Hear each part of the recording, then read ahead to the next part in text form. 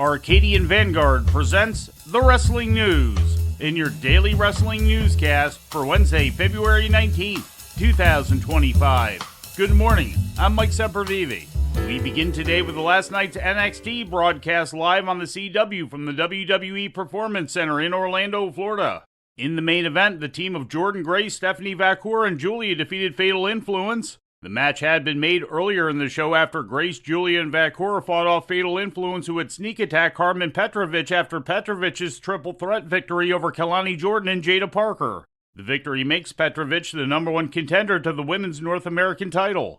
The show also featured the official NXT contract signing of the former Ricky Starks, who revealed his new wrestling name to be Ricky Saints. I'm going to give you this fair warning, my man. Next week, you are going to be welcomed to the revolution.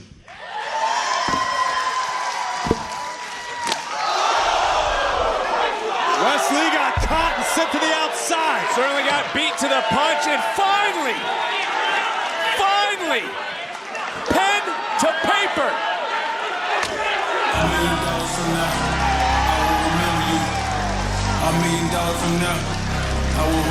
Ricky Saints is NXT.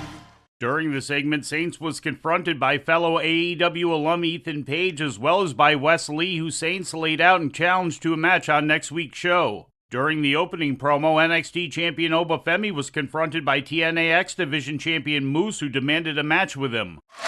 Oba, this has to happen. Obafemi versus Moose.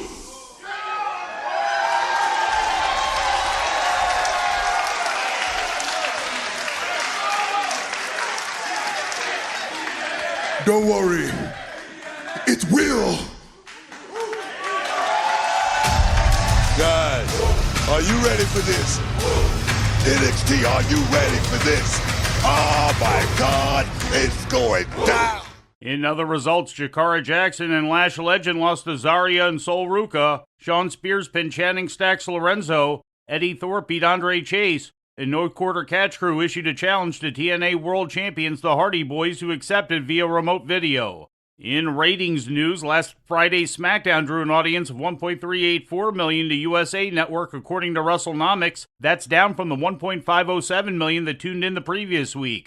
The rating in the 18 to 49-year-old demographic was a 0.42, also down from the previous week's demo rating of 0.48. And finally, in more WWE news, the company has officially unveiled championship belts for its WWE ID training program, one for the men and one for the women.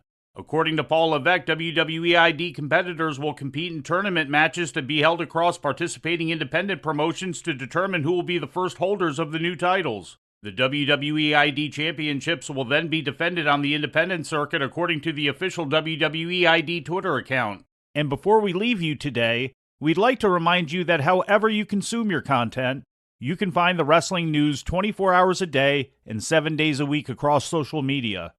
On Twitter, follow us at Wrestling News AV. Our Facebook page is also Wrestling News AV. The Wrestling News can also be found on the Arcadian Vanguard YouTube page. And for those who utilize Amazon Echo devices, just tell Alexa to play the Wrestling News podcast. And remember to make sure you add podcast at the end. Once again, for daily updates, breaking news, and more, follow the Wrestling News across social media. And that's the news for today. If anything happens, we will be here to tell you about it. No clickbait, no paywall, just the Wrestling News. The Wrestling News is a division of Arcadian Vanguard, and the Wrestling Newscast is a production of the Arcadian Vanguard Podcast Network.